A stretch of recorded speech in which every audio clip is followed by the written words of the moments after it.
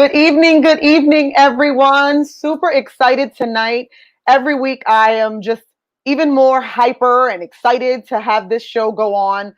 We always have very powerful guests and we always have very important people. Sometimes we have organizations and people within the community who can help us with just different contacts and different people that can help us with a variety of things pertaining to domestic violence. But today's show is amazing for me. I feel like I'm repaying the favor. So last year, before we had one of our showings of the documentary, I was able to go on live on the radio on this phenomenal show. If you do not know Edwin Desamour, hopefully tonight you'll learn a little bit more about him. He is a phenomenal man within our community. And I know that there are plenty of women who were excited that he was coming on the show today. I got a lot of great and amazing feedback because he was coming on, not only because of the type of person he is, but because of all of the work that he does, whether it's in the community, whether it's in his day-to-day life with his children, or even just with his job within the school. No matter what role he plays it well. So today I am excited to bring Edwin Desamour on so that he can talk today and give us the male perspective.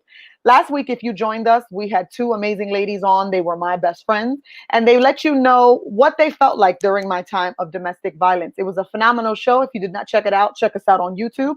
But we ended the show with their perspective on whether or not their children, if they were affected by some sort of domestic violence, whether they were the ones who were the aggressor or the ones who were being victimized, in their opinions. So this week, we're going to talk to Edwin, kind of see what his perspective on just outright domestic violence is. But we're also going to talk about how he would feel if any of his children were to go through this. So as per always, if you're dealing with any sort of domestic violence, the number is scrolling across the screen. You can reach out to the National Domestic Violence Hotline. You can call them, you can text them if you do not feel like you're comfortable speaking with them because the aggressor may be around. Make sure that you write that number down. It'll stay on the screen the entire show so that you guys can see it and can utilize that. So I'm going to bring Edwin on the screen so you guys can see who I'm talking about. So I'm going to welcome tonight Edwin Desamour. Hello. Hello, everybody. I'm super loud, so if I scream, just say Cristina, baja la voz. I'm always So again, thank you for being here. Like I said, I feel like I'm paying you back a favor because I was on your show and now look at you in front of me. Who would have thunk it? Who would have thought? Awesome job. Proud of you, and it's an honor to be here. Thank you. Thank you so much. So people don't know who that Edwin Desamour is. I think they might see pictures, and I know you got this beard swag going on, and you have your product line out now, which I think is amazing. I'm always looking at your posts and your pictures and stuff like that. And you're always swagged out. You always have a lot of followers. But who is Edwin Desamour? I think you've been a huge impact in the community. You've done a lot of good things for our community, and I think people don't know that about you. So before we get into any of our talk, I want people to know who we are talking to today. Tell me about yourself. Basically, nothing big, something very simple. I don't consider so humble. I don't consider myself a leader. I consider myself a servant. However I can serve and be a better human on this planet. And I'm not perfect. I'm someone who learns every day, and I'm grateful to be at the age that I am to be able to sit back and say, okay, reflect on the things I've done wrong and things I've done right, and how can I adjust and how can I make things better? How can I be an example and not stay stuck? But just a simple guy, simple person who serves and just learning how to be kind and learning how to love. A simple, humble guy, because you say it so humbly, like, it's just simple. But I from the backgrounds, I'm one of your fans because I think that you're just awesome. Just what you do with the park, at the rec center, and just watching you and how you interact with your kids, especially when I sat on that show that day, because your panelists and the people asking us questions were your kids. Yeah. And they're so well spoken, they were prepared. And they're young. They're not even like older kids. They're not in their 20s. They were young. And to sit across from them, I was a little like taken back, I was a little nervous. So I think that that's all a testament to who you are and how you're raising them. Thank you. You're welcome. So listen, I constantly have women on here, and we try our best to always remain positive, always try to focus on what's important. So we don't want to do a lot of man bashing ever, because we know domestic violence affects women and it affects men in different spectrums. And a lot of men who go through domestic violence don't even kind of talk about it. So, but when women come on here, they talk about their stories, their experiences. And then if people who haven't dealt with it and they are on here, it's what their opinions are. But it's always women, what women feel, what women think. So I thought that it would be super cool to hear from a male. I also received this idea, and I got to give her a shout out from Teresa Fetzer. She's constantly, following. She's amazing. She's always a great support, and she thought that this would be a good topic. And when she brought it up to me, I'm like, why didn't I think about that? I'm always thinking about men. And I sat on it, and I'm like, all right, I need to get some guys on. And I didn't even like 2 minutes after I thought about it, I'm like, I don't know, I don't. I know Edwin. I can ask him. So I like asked you and you immediately said yes. So that just shows the type of person you are. So I guess I just want to have an open dialogue, like I said, super laid back, of what you feel about domestic violence. And you can be as honest as you want, as blunt as you want. It's all, whatever you feel. Like I said, we're super laid back here, but I want to get a male's perspective. We always hear women. So I want to hear what you as a guy think about domestic violence towards women, towards men in general. I just feel it's horrible. It's horrible all the way around. It's horrible for a person to be in that situation, and particularly like many of those situations, those folks have kids, and those kids that have to witness or be exposed to that type of behavior uh, from both parties, Mm-hmm. and not only just experience and witness and observe it, but also those are the crucial moments where they're growing, their mind is developing. How does that impact their life? And how does it affect their relationships in the future? So it is a horrible situation to be in. Um, just for a woman to feel helpless. I know, we still live in a day and a time where people still judge a woman saying, why does she stay in that situation? Yeah. You know, uh, let's even take the physical part out of it. A lot of us are in situations, a lot of people in this world, on this planet, in our community are in unhealthy relationships, period. It doesn't even have to be physical. Yeah. So we can ask that same question: why are you still in it? Right. Why are we still in that? And and it doesn't even have to be a husband or wife. Say if it's just a friendship, why are you still Yeah. friends with that person? That person treats you like that. Yeah.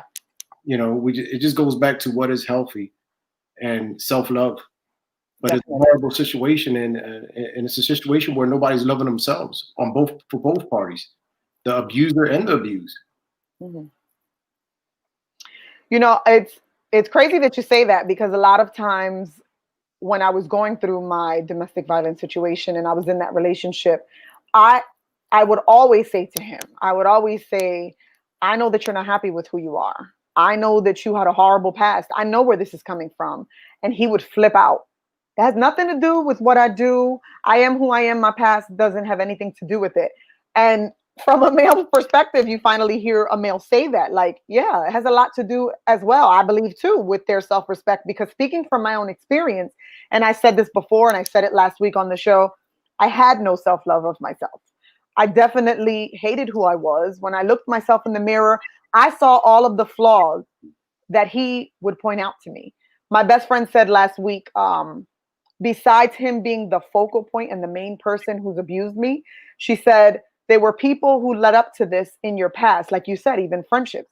People who were toxic in your past that you allowed to step on you and make you feel, no value with yourself. And you were just optimal for him. You were already primed and ready to go. He already knew when he got into the relationship with me that I had so many insecurities. I hate my teeth. I hated my hair. I have thinning hair throughout my head. So I always was like, oh my gosh, like embarrassed. I gained weight very quickly. It's hard for me to lose the weight. So I went up and down in weight. So he knew that all these things affected me. And that's what he based his abuse on. So you're right. There was physical. He played off of it, Oh not yeah, definitely. to interrupt that, but Hmm. basically not admitting his own insecurities, because a lot of times the abuser has so many insecurities, they have so many issues uh, with themselves when they feel as though it's that feeling of wanting to be in control. You Hmm. know, I was never a person, uh, you know, uh, never put my hands on a woman, wasn't into that type of behavior. But sometimes when you really sit back and look at, for me, it's about taking accountability, right? Right. If you don't recognize certain behaviors, you don't fix it. And if you don't recognize it or fix it, how can you tell someone else about their own issues if you can't point out certain issues with yourself? So I know in the past, I never had nothing perfect. In the past, I've done stuff. When I sit back and look now, I'm like, man, I was kind of controlling. for certain relationships that I was in, where I was controlling or manipulative, or because I was insecure, and I was not only just insecure, but I was a person afraid of losing control. So losing control, you don't have to be an abuser, but you can be a person that tries to take advantage of somebody mentally, Yeah. or if you leave, you're not going to be anybody without me, or Yeah. and it was vice versa. I've been in relationships both sides where that was dished out on me also.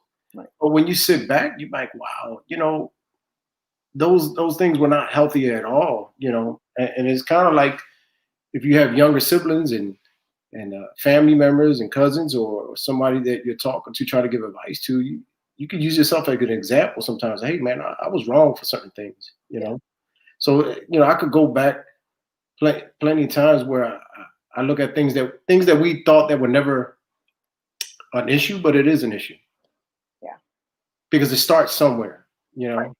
even the things, because everybody thinks the domestic violence is just the physical part. Right. There's a mental component to that, and a lot of times, especially for men, being honest, for men, it's about taking accountability. Like so men can't stand losing. Yeah. They can't take that. I was thinking about something a couple of weeks ago, and it was when you called, it was kind of like right on time. And I don't know why I was thinking about that. I was watching a couple of videos on social media, and parents were uh, enjoying and laughing at their kids, right? When their kids are upstairs playing a video game, and they hear their son getting upset and slamming the video controller against the wall, or a lot of folks might understand what I'm saying, where they have these younger kids in the house, where there's a sibling or their kids that they can't control the game, and they're going back and forth. They really, and some parents are actually laughing, thinking this is Yeah. funny, but those are the signs of, they can't take losing. Yeah. So if you're gonna slam a controller against the wall, if you're gonna throw your TV, that your parents paid for, if you're gonna snap out about certain things, those are the moments you gotta start talking to your child now about what made you want to react like that, because you couldn't control, you couldn't win. So what happens is this child gets older and they end up in a relationship, and it's not going their way.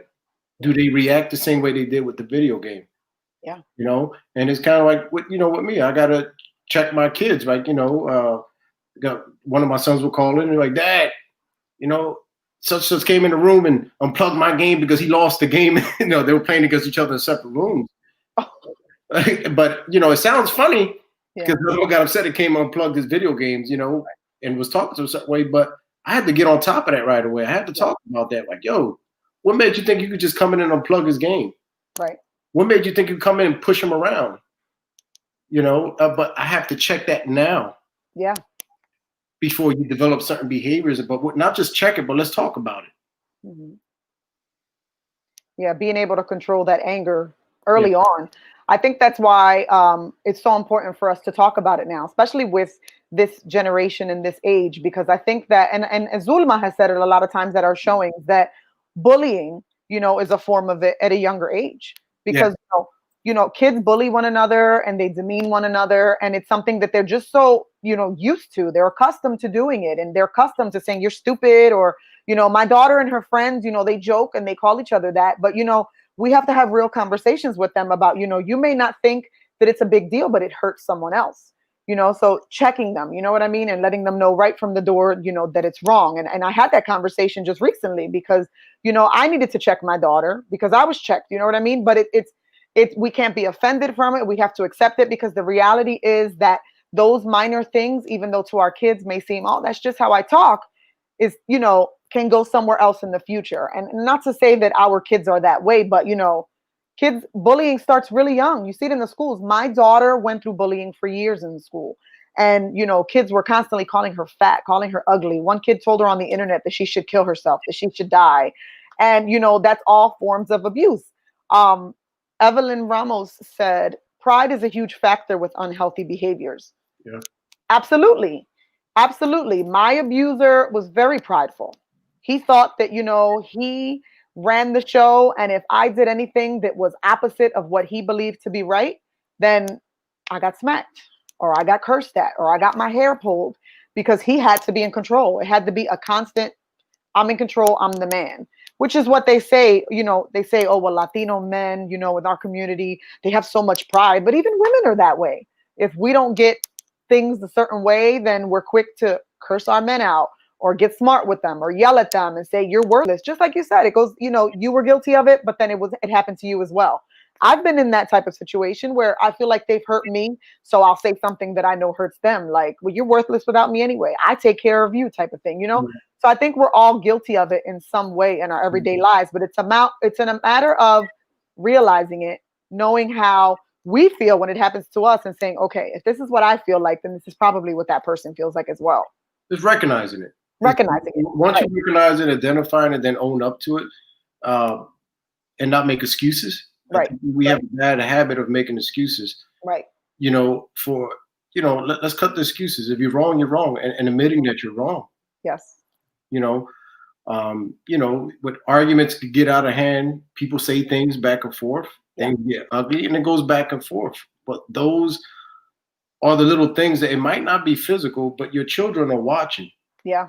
And then, how you never know how they will cross over into that, not just arguing back and forth, but then they start feeling like, like, hey, like, for example, I don't know if you heard that before. You got people who they're used to certain relationships, and as soon as you start talking or dating to somebody, they want to fight and argue. Like, what do you want to argue for?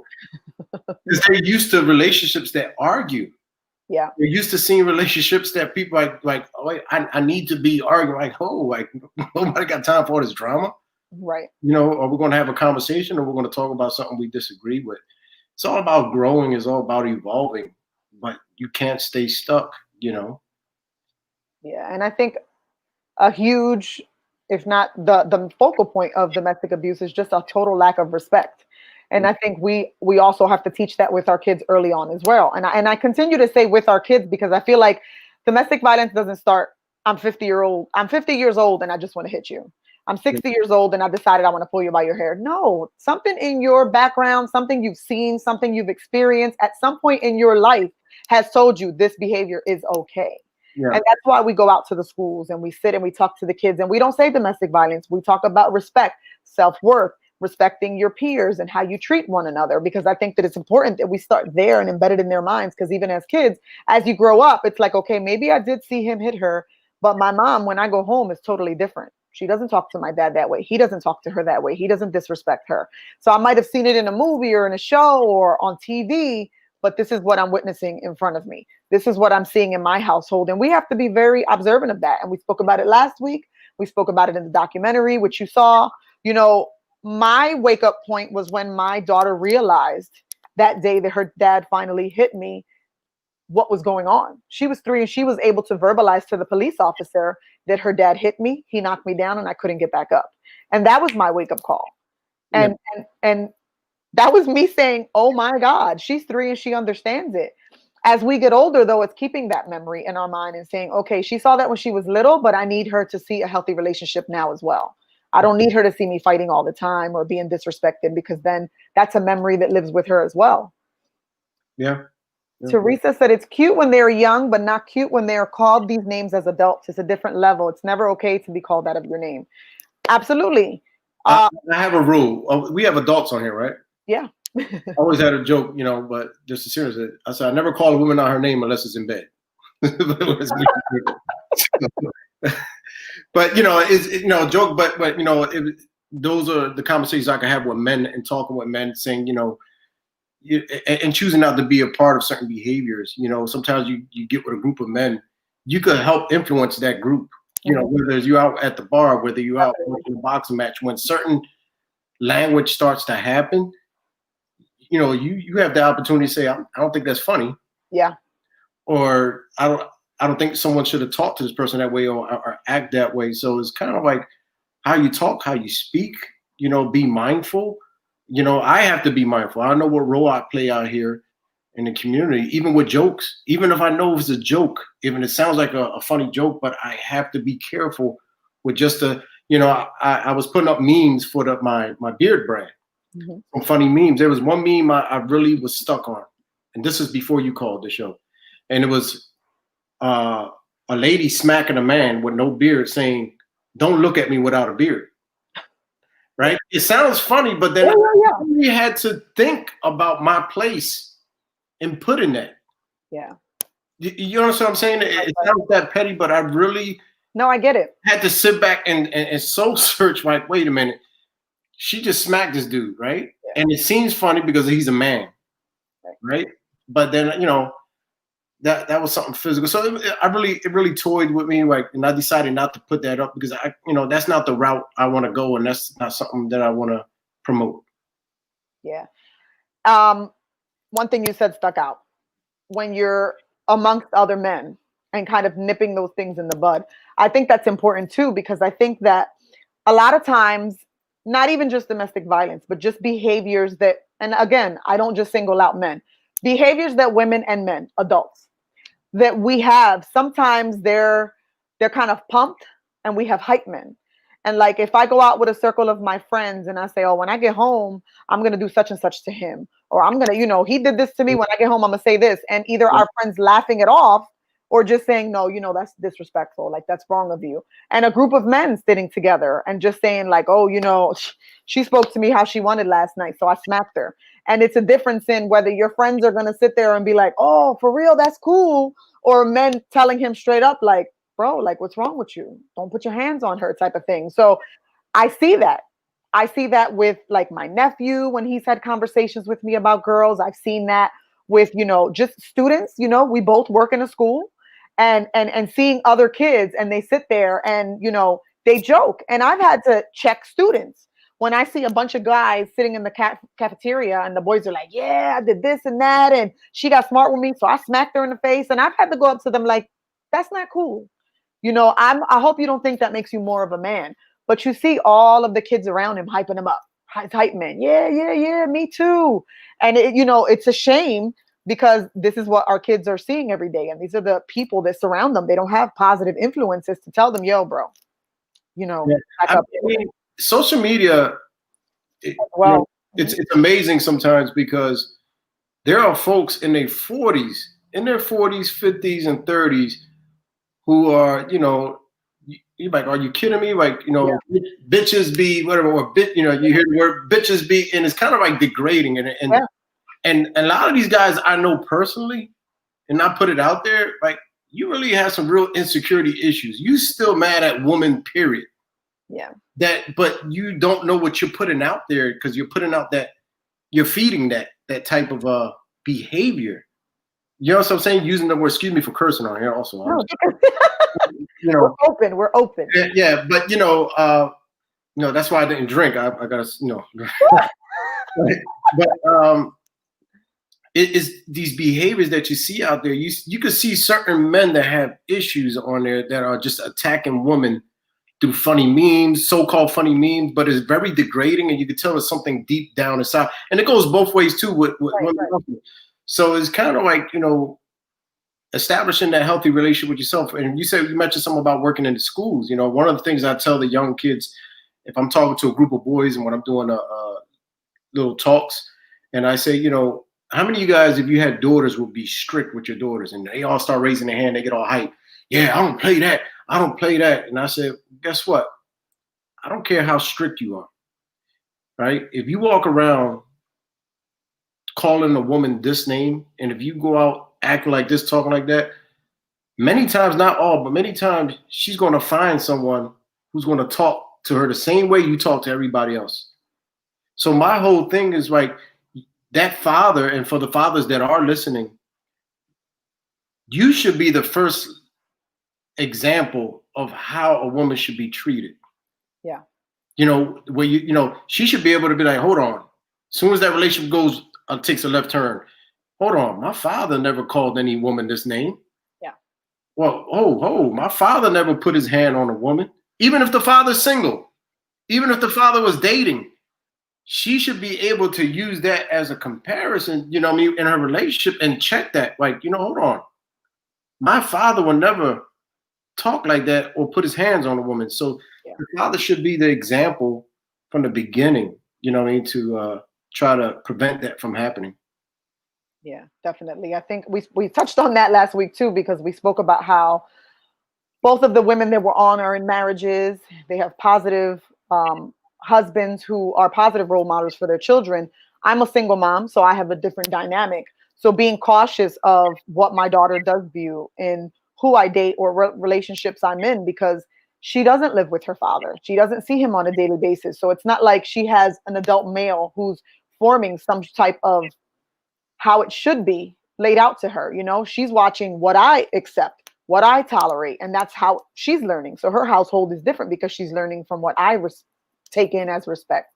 So before we came on, I spoke about what we would go back and forth about. So the next thing that I wanted to talk to you about, because you have boys, and I totally forgot that you also take care of your granddaughter and your grandchildren. So you have different roles that you play with your sons and your grandchildren. So first, speaking about the boys, kind of what would go through your mind if your boys got older and you either heard that they were in an abusive relationship or if they were the abuser? What would be your standpoint on that? I think I would be shocked in the beginning because I know how I raised my boys for from both, both point of views. But as far as abuse, I think my approach with them will be a little bit more aggressive, because I expect better from them. They have nieces now. Yeah. They have nieces now. They have two nieces that they look over. They're uncles. Would you want someone putting their hands on your niece? Mm-hmm. That's the first thing. So I'm not going to be the type of family member that's going to sit around and be like, you shouldn't be doing it. No, we're going to talk about this. But also, I will try to empower the woman that's involved with their life. I'm one of those, like, yeah, I love my boys, but I'm going to talk to her also. Like, listen, you're going to have to get up out of this. If you have to leave them, you have to leave them. But as far as my them being abused mentally, stuff like that stuff, I'm hoping that I'm raising some good, brilliant, secure kids. Nobody's perfect, but I'm hoping that I could come around and rally them back up and say, hey, you're better than this. Don't let nobody walk you down or treat you like that. Now my granddaughters, one is going to be 11, one just turned 4. A matter of fact, I get them next weekend for the weekend to hang out. They're my babies. I lost my older son, but I'm kind of like, it's that big responsibility. Now he's not around. I got to make sure I'm stepping in most of the time and make sure that I'm around.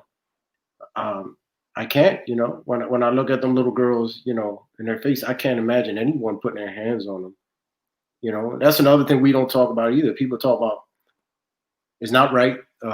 People going to prison, but you might end up running into a crazy father or grandfather, that will put a stop to the nonsense, quicker than anybody else, and I'm putting that out there to young men that are listening and men.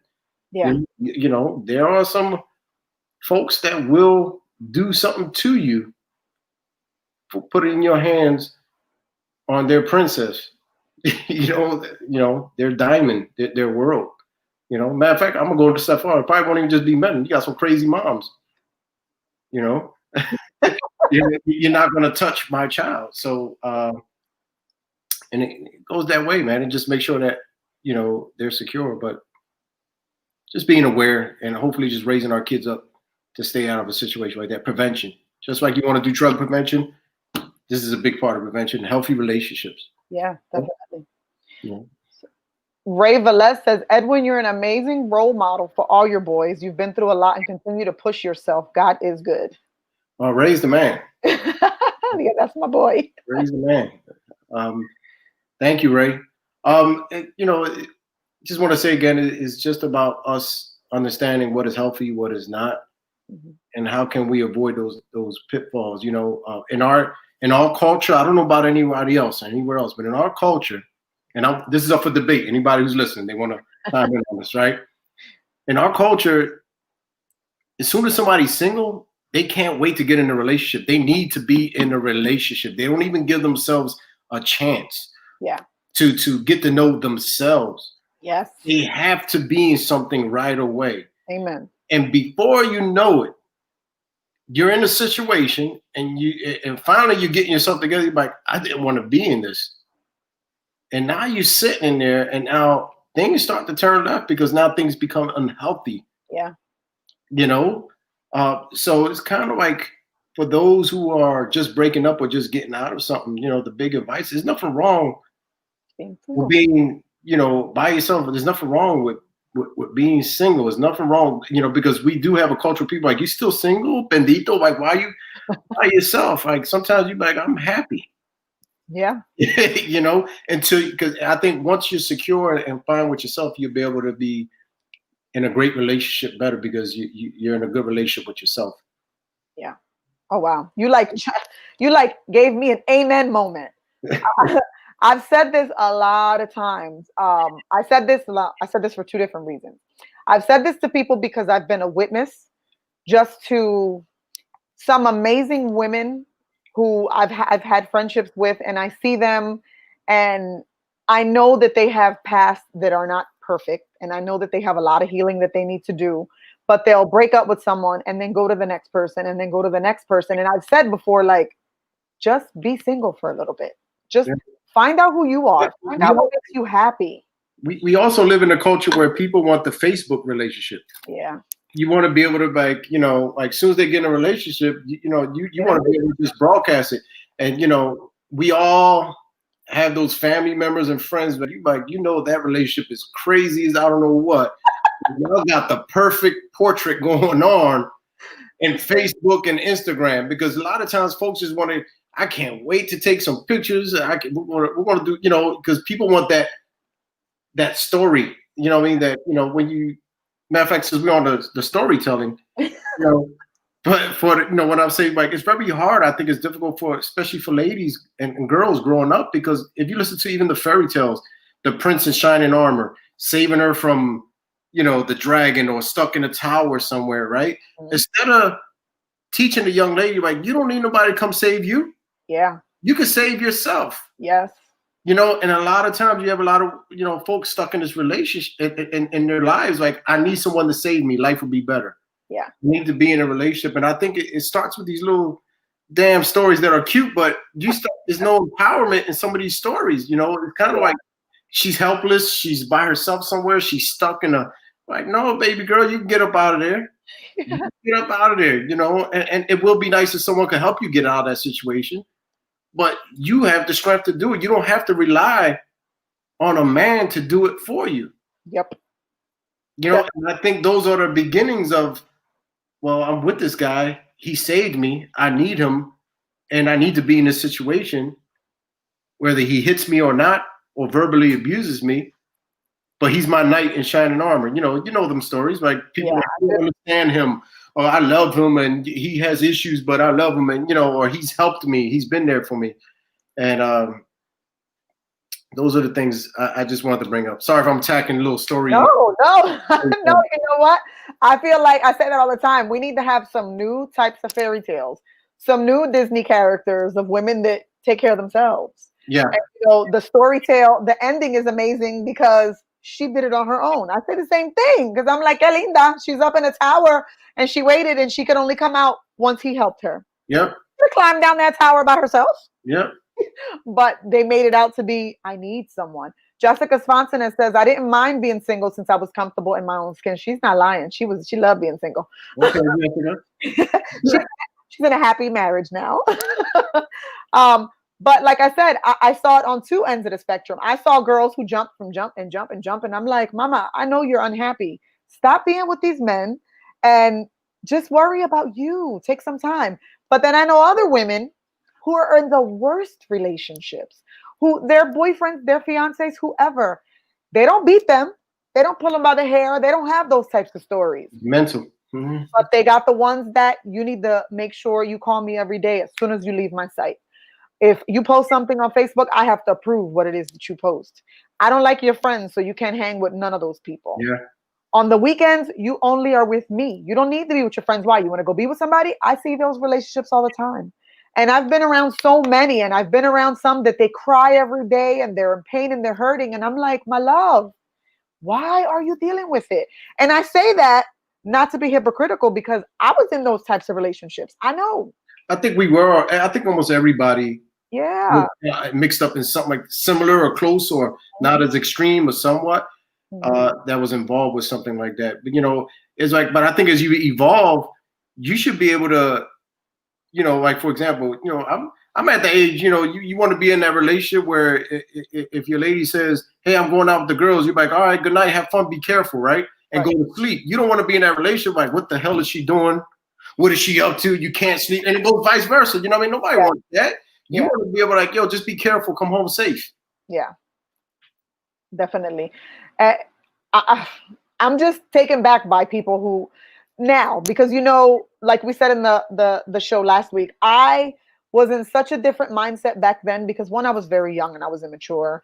I didn't value myself. I wasn't happy in my own skin. All the things that we're saying. So I allowed those types of relationships to foster who I was throughout. So now that I'm older and I see it, and my girlfriends, they cry to me or they talk to me, and I'm like, Mama, you see all the things that I see. And they're like, oh, but he doesn't hit me the way that you dealt with it. He doesn't beat me up like what you dealt with back then. And I'm like, yes, but you have to be able to recognize that even though he doesn't hit you, the fact that you're sitting in front of me every single day crying because of the way that he spoke to you says a lot.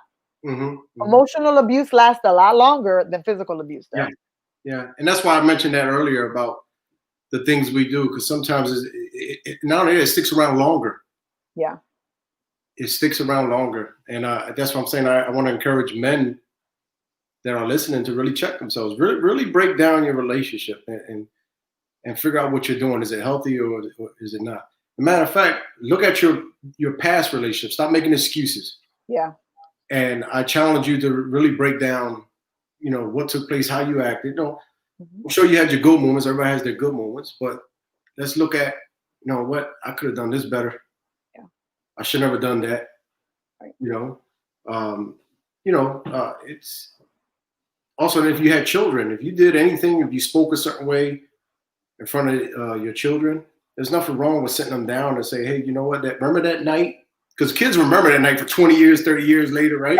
Yes, I they hear will. adults saying that. I remember when I was 6, he said this. So, I hear those stories, but there's nothing wrong with going back to your children and saying, that night that I said this, even if it wasn't physical, Right. even if it wasn't that deep, because sometimes an argument, words hurt, right? Arguments, we can go back at each other. And I think it's for both people. We said this to each other and it was wrong. Yeah. And I want you to know that that's not how you respond or treat someone or talk to someone. Right.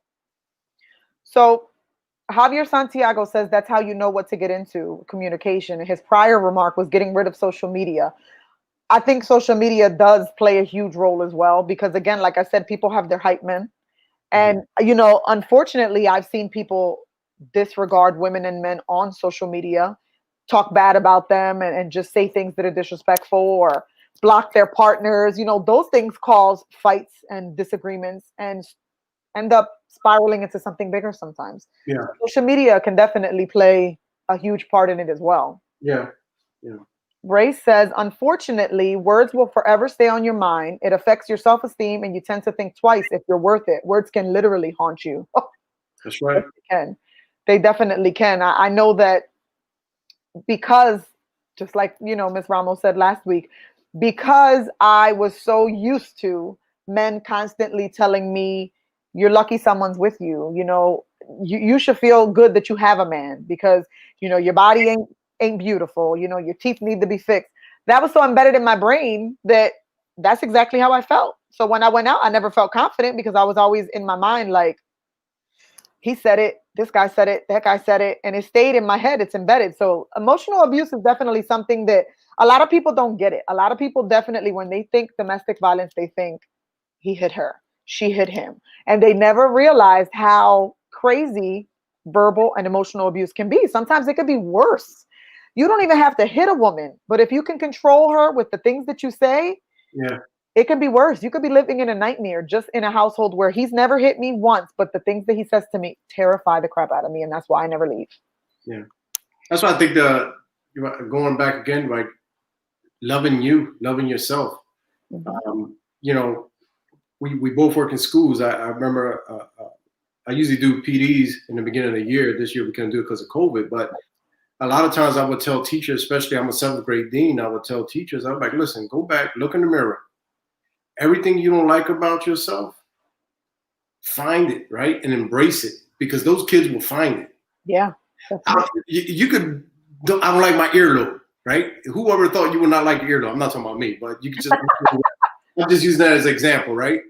Those kids will poke and poke until they find, and when they find it and they see a reaction, oh, they're going to ride you for the rest of the year. You know, they're going to have that teacher coming down crying or ready to quit because they found what ticks you off. Yep. So a lot of times it's like you challenge people, you challenge people, go back and look at yourself and embrace yourself. Everything you don't like about yourself, look at it, you know, and love you, because an abuser will find it. Yeah. You know? Not all kids are abusers. So there was just some kids. Yeah, yeah, I know. So I want to remind folks who are watching, because I always do mid-show so that you remember, the number is scrolling across the screen. If you find yourself in a domestic violence situation or in a home, make sure that you reach out to the National Domestic Violence Hotline. Again, if you feel as though you're with your abuser in the home and you feel you cannot call, remember that you can text and you can chat with those people and they can help you. You can also reach out to us at www.loveshouldnothurt.com, our Facebook page, our Instagram page, anytime. If we cannot give you the appropriate help, we will definitely give you the resources that will help. So Edwin, I'm sorry, I called you Edmund. Woo, renaming you. So, wait, Ray says it's not about women forgetting, it's about being respectful. Right. He's responding to Javier's, who says problem is that men don't forget and women, problem is women don't forget and men are not mature. And Ray is verbatim. It's not about women forgetting, it's about being respectful, which I agree with both of the statements from both gentlemen. So, you know, time goes quick when you're having fun, right? So I enjoy the conversation, but we're almost like, it's already 42 minutes in. I can't believe it. So before you even disappear from this screen and no one gets to hear from you, I'm sure there's people who are wondering. So you say that you had a past that wasn't the best. And I know that you've never physically hit a woman before. We've already had this conversation several times. But you do say that you look back and you check the relationships from the past and how, you know, you've responded and you could have responded a better way. Yeah. So now that you're older, you're more mature, even recently, I know that was the past, but even recently, do you feel as though in the relationships you've had in your adult life, you've had those moments where you've had to kind of be like, whoa, wait a minute, I shouldn't have said that. Maybe I said that the wrong way. Or even have you experienced it? Because women can be nasty when we're upset. I've experienced it on you know, both sides. You know, like I said, there's been times in my, you know, my relationships, you know, through the years, you know, just looking back saying, wow, some of the stuff was not healthy. You know, I could see a ex from years ago. And, you know, I'm the type now, like, I want to apologize for almost anything. Hey, how you doing? Good to see you. I just want to apologize. They're like, when did you say that? They don't remember, but, you know, but I remember. Yeah. You know, and it was just about trying to clear the air and clear my conscience. Mm-hmm. Certain things, you know, whether you were wrong or right, you know, whether a situation went sour or bad, I just like to sit back and be like, you know what, that wasn't the right thing to do. You know, but it takes, in my opinion, I feel like I really manned up. It takes a man to own up, yeah, to little things that they've done to have control over somebody. You know, and I would never put myself in a position or anybody in a position where I tell someone where not to go, you know, what not to do, or, you know, because, you know, you feel good about yourself, you're secure with yourself, but you never, you know, want to be in a situation where you're manipulative or trying to figure things out. I putting my age out there, I'm too old for all that now. Right? Not that old. You know, it shouldn't be about too old for anybody. Nobody should just be putting up with bull crap, period. You know, and it's just about, Ray was saying earlier, about respect on both sides, right? Respect each other. You know, never come out your face. Have a conversation. Why do we need to argue about something? You know, trust me, men go through it, man. I have a lot of friends that, you know, they drive around the corner 4 or 5 times, park up in front of the house, and take another 20 minutes to think before they get in the house. Yeah. Because all the bickering they want to get once they get in there, and that is a form of abuse. Now, these are Yeah. guys, these are masculine guys. Yeah. They won't even admit that it's abuse. Yeah. You know, because they're like, wow, man, I got to deal with this, I got to deal with that, or sometimes even be like, yo, you want to go out to have a drink?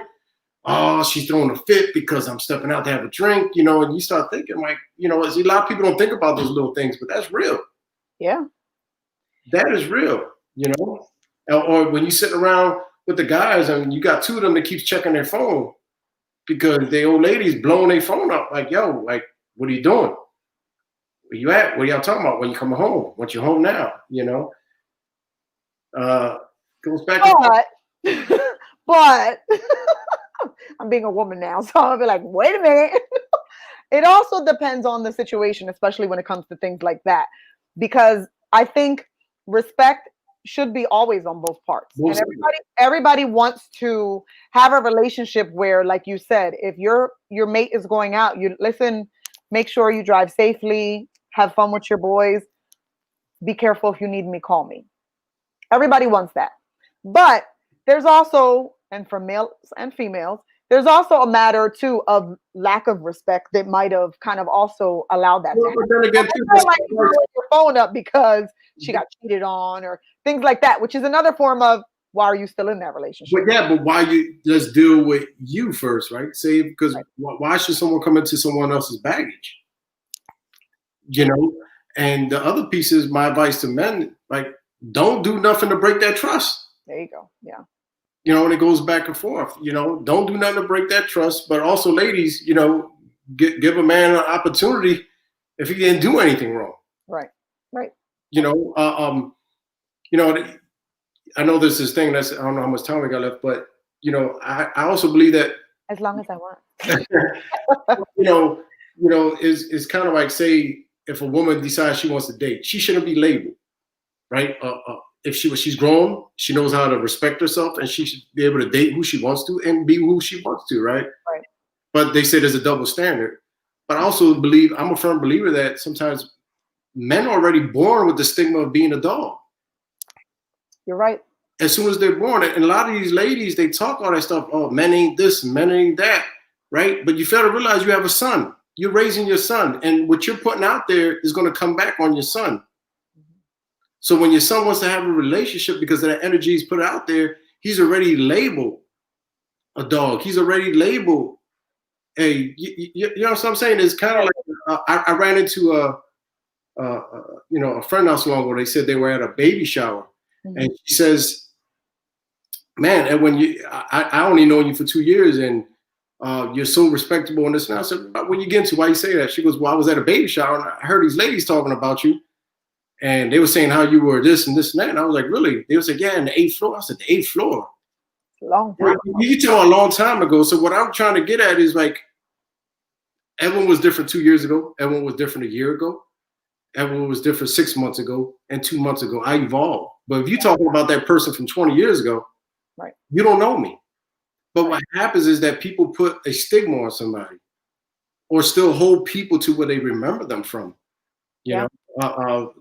you know, and give a person a chance to evolve and change their ways and grow, you know. But men have it bad too. You know, they get stuck with labels also. So. Yeah, that's the thing that's major with what I'm doing, because when I first started, I would have never, ever, ever, honestly, and I know that men and women get abused, but I never thought men would reach out to me. And I had men begin to reach out to me, and they would inbox me, and it would make me feel so sad because, you know, they came to me just as the women come to me, and they talked about the abuse that they were going through. But it was like, please don't, like, if you have people that help you or that can help me, let it not be the male ones. Like, I don't want them to know, you know, because it's such a stigma. Like, you know, men are supposed to just be strong individuals. Women can't abuse you. You can't go through it. And I've had so many men who have. And I'm like, oh my God, like, I'm heartbroken because men get it bad too. You know, it's not just women. But I'm sorry. I had a thought and I just totally lost the thought. What was that thought? It'll come back. Well, I just want to say, like, for like double standard, like, for example, I have my younger boys. I'm real strict with them. I've always been when I get upset when someone comes in, these are ladies who do that. Oh, you're so cute. How many girlfriends you got? I'm like, oh, Oh yeah, yeah. Hmm. like I don't ask your daughter how many boyfriends she got. Yeah, Like, what? That's different. No, it's not. Don't talk to my boys like that. yeah. You know, it's kind of like me trying to protect that. Uh, I love my father. A lot of people know my father. They see him in the clubs and salsa and stuff like that. So I was raised a certain way with my father. He raised me to be like, this is how you're supposed to be. My father was never a physical abuser or a verbal abuser. He was just a womanizer. I mean, just ran around and I love my dad. I'm just putting it out there. So I even monitor his conversations with my sons Yeah. because I'm like, like I'm not raising them this way. You know what I mean? We're not going to have that generational type of thing. Yeah. I want them to be honest and to have healthy relationships. Mm-hmm. He's old school. He don't mean any harm. I love my dad. He's a good dad. I'm not talking, but he is who he is. He has an old school mentality. Frenchie. I know he's been my dance partner a few times. Yeah. I got my thought back. You're talking about people evolve and they change and people still see them for who they used to be. So here's my ultimate question for you. Do you think, and it's not just for men and women, do you think someone who has lived their life being abusive, whether it's physical, mental, whatever it is in relationships, have hurt women so bad, do you think that they can change? Do you think that someone who's done it their whole life, say they've been in 3, 4 marriages, and in every single marriage they've beat up their wife, they've broken her jaw, whatever the case may be, and then one day they just said, I don't want to do this anymore, I want to be a better person? Do you think that's possible? I think it's all about the individual. I'm gonna use an example, right? You have all these drug rehabs out here, right? Mm-hmm. And you see people like going to drug rehabs here and there, trying to get it right, but they keep fumbling. There was this guy. He was a drug addict since I was a kid. He was an older guy, drug addict since I was a kid. And as I became a man, I still see him out there hooked on drugs. I seen him not so long ago, and he's been clean for 5 years. Wow. And I said to him, what rehab did you go to so I could recommend people because you got it right? He said, I just woke up one day, looked in the mirror, and said, I don't want to do this no more. Wow. And then he received the help. And I think it's all about the individual. You can change. You can turn if you want it, but it's up to you to want that. If we figure this out with animals, why can't we figure it out with human beings, right? I always say there was a time, I was an animal advocate as a kid, right? Because years ago they wanted to put all the pit bulls to sleep, right? And you couldn't take it to the SPCA because they're a dangerous breed, they're vicious. This is what it is. Until a group of people got together and started advocating for these animals and saying, no, they just come from rough backgrounds. They came from, if we treat them right and we help them, we can rehabilitate them. If you go to the SPCA now, there's nothing but pit bulls being adopted out the families. Yeah. So if we figure that out with dogs, we can figure this out with human beings. Definitely. Teresa says, yes, once they make the choice for themselves, it's done. Nothing changes if nothing changes. But nobody's changing them, not even a woman. I think women fall into that a lot, trying to, like, I'm going to save them. I'm out of this. Like, no, like, and vice versa, too. I just talked about this today. Some men think, like, I'm going to change her. I'm going to take her to church. Yeah. You going to change her? There's no religion. She got to want it. She's got to want to change. So. Yeah. Jessica Fontanez, she's making comments on here. She said last week that her opinion of why I continued to deal with what I dealt with is because in my mind, at some point, I must have thought maybe as long as I stay with him, at some point he'll change. And she thought maybe I was waiting for that light bulb moment. Mm-hmm. And that is absolutely 130% correct. I believed that at some point, maybe he would give me the life I wanted. Maybe one day he would just stop hitting me and I would have what everyone in my circle had. I would have a husband. I would have, a father for my daughter, and I would live happily ever after. Maybe just one day he woke up. And I think that's what a lot of women too hold on to when they're in these relationships. And not just not just physical. Like I said, I know women who I believe are in unhealthy relationships and they don't get beat and they don't get their hair pulled or punched. But I see how badly the people talk to them, how badly they kick their self-esteem and make these women feel bad. And in my mind, when I hear them give me excuses, because that's what you say, excuses, I think to myself, she's just waiting for him to just change one day. And it was crazy that Jessica said that, because it was like, damn, that was who I was. I really was waiting for it. Jessica says, none of us could have made you leave. We had to wait, which is the reality of the situation. You said that they keep changing. I'm a firm believer. I might be guys might get mad with me for this, but I think women love hard. We do. Women love hard, man, and that's what makes a woman beautiful. They have a heart of gold, and once they love, man, it's hard to break that. I just think it's a whole different dynamic. When it comes from men. We love, we're capable of love, but that's just my opinion. There's nothing like the love of a woman. Yeah, I agree with that. 100%. I agree with that. But I mean, I've come into contact with men who love just as hard.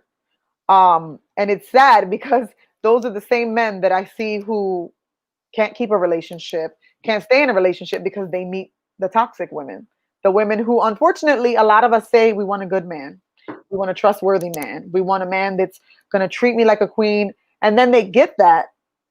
And that's exactly how the men are. And some of them are so bitter about the bad that they've dealt with that they mistreat the good, which is so sad. So we're closing off here. We're getting towards the end. Of course, it was an amazing conversation because I already knew that it would be. Because all my conversations with you are awesome. Even when we're in PD and I look back and notice that you're back there because we work for the same company, people. So it's always a pleasure to be in the room with you, even if it's through a video room. I think you're phenomenal. I think how you're raising your son. Thank you. You're welcome. It's a testament of who you are. Definitely. I mean, I can watch your videos and see your interaction with them, but personally sitting in front of you guys in that studio that day, it was like, wow, they have the utmost respect for their dad, that you can tell just how bright they look when they're in the room with you. Even when I see videos and I see them talking to you, they just look like they're so proud of you. So it is a testament to who you are as a person. So I definitely wanted you on this screen because I know that a lot of people have a lot of respect for you, Edwin. Thank you. And thank you for having me on the show. And I wore the shirt for a reason, just to let everybody know. I believe in you. Awesome. That's awesome. So Edwin Desamour, anything closing you'd like to say to the people watching tonight? The male's perspective on domestic violence? Basically, it's about evolving. Don't stay stagnant, Oh, wrong one. I don't know what I did. But that's what happens when you're live. So basically, just want to tell everybody, keep doing what you're doing. And thank you for tuning in. And I hope I was able to plant a seed somewhere, especially for a man that's listening. So thank you. We definitely appreciate you. And maybe we'll have you on again with some other folks so that, oh, look at that. I said that. And look what came up on the screen as soon as I said it. Yeah. Okay, Ray. I definitely think this would be an amazing moment to have you and other men come on together and kind of have like a group session and just talking, because I definitely think there's power in numbers. And especially with this topic, there's so many men who don't want to talk about domestic violence because they're like, no, we can't talk. It's a stigma. But I definitely, oh my, I told you, look at that. Praise every 2 minutes. I told Doris. Love you, Doris. Everybody was rooting for you. When I put your name up, I got inboxes from people like, yes. So you definitely have fans out there, and just not even fans, because that sounds really harsh, but you have people who know and they respect you and know the type of man you are. So thank you so much for being here. Thank you for even giving me a part on your show. Hopefully you come back on ours. I sure will. Hopefully COVID clears up and we can all come together again. But again, I appreciate you. As always, everyone, the number for the National Domestic Violence Hotline is scrolling across the screen. Reach out if you need help. Please do not stay stagnant. Please do not stay somewhere where you feel unsafe. Reach out to them. Reach out to us. We are here to help you. Thank you guys for watching. As always, every week, we appreciate you. Stay tuned for next week. We always have something good in our mix. Hope to see you guys again. Edwin, thank you.